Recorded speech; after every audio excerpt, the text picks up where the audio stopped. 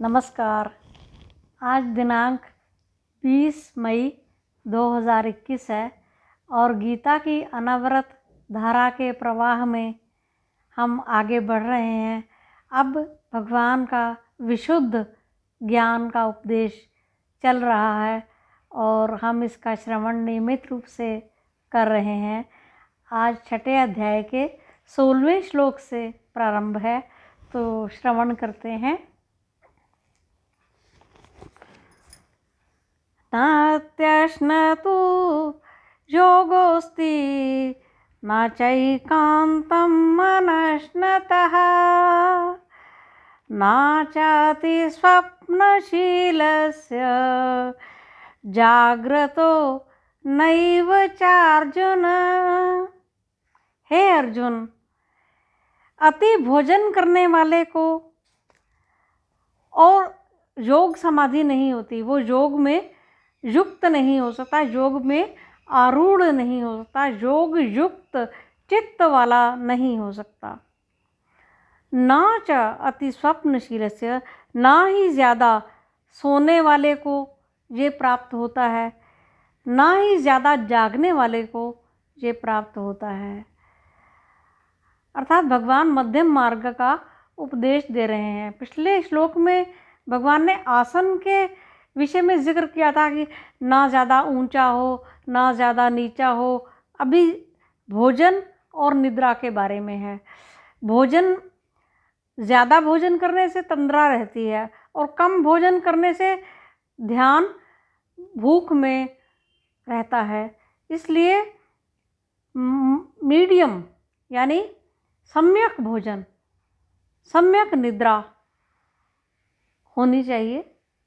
इस प्रकार से चलते हुए योग मार्ग पर तरक्की की जा सकती है।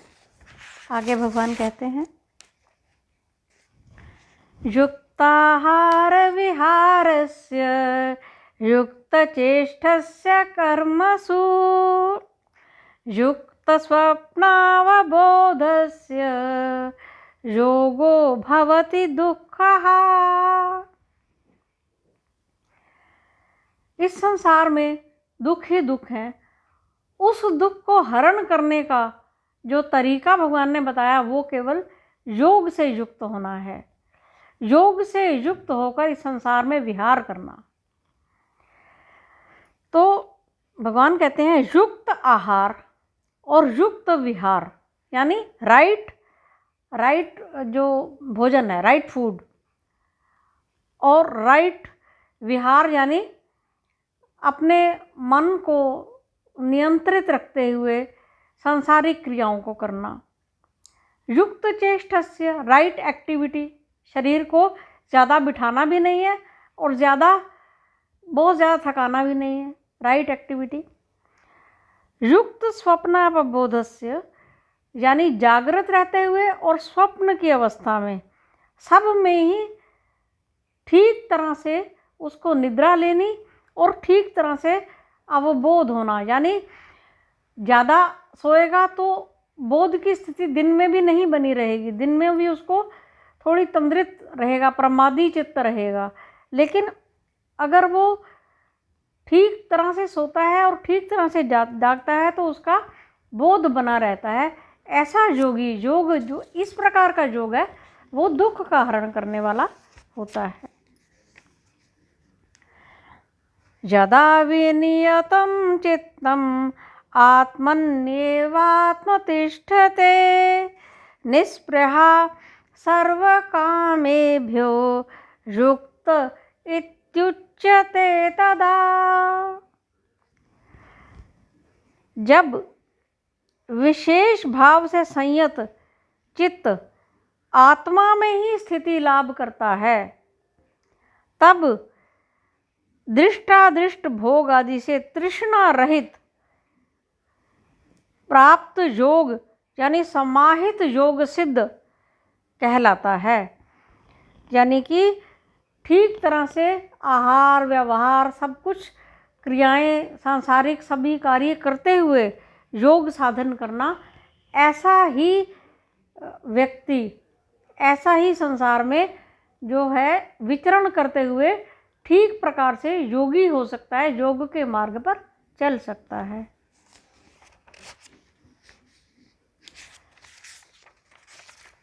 आगे कहते हैं, यथा दीपो निवातस्तो नेंगते सोपमा स्मृता योगिनो यत्तचित्तस्य युञ्जतो योगमात्मनः। जिस प्रकार वायु रहित स्थान में दीपक विचलित नहीं होता, उसकी लौ सीधी जलती रहती है, उसी प्रकार आत्म विषयक योगाभ्यासशील संयत अंतःकरण वाले योगी का वे इसी प्रकार जानना चाहिए, वो इसी प्रकार से रहता है कि संसार में रहते हुए भी वो अपने आप को स्थिर चित्त रख के युक्त आहार विहार करके अपने योग में हर समय स्थित रहता है। यत्रोपरमते चित्तम निरुद्धो योग सेवया यत्र चैवात्मनात्मानं पश्यन्नात्मनि तुष्यति। जिस अवस्था में योगाभ्यास द्वारा निरुद्ध चित्त उपरत होता है, यानी शांति को प्राप्त होता है, और जिस अवस्था में शुद्ध अंतःकरण द्वारा परम चैतन्य ज्योति स्वरूप आत्मा को देखता हुआ आपने आत्मा में ही संतुष्टि को प्राप्त करता है, तो यानी कि सभी तरफ से अपनी चेतना को निरुद्ध करके और निरुद्ध चित्त होकर आत्मनि आत्मना एव तुष्टः, अपने आत्मा में ही अपने उपरति को प्राप्त करता हुआ, आनंद लेता हुआ वो अपने आप में संतुष्ट रहता है और प्रसन्न रहता है। यानी खाली संतुष्ट नहीं रहता, प्रसन्न भी रहता है। ये भगवान का अभिप्राय है। इतना कहकर मैं वाणी को विराम देती हूँ। आगे हम कल पढ़ेंगे। धन्यवाद।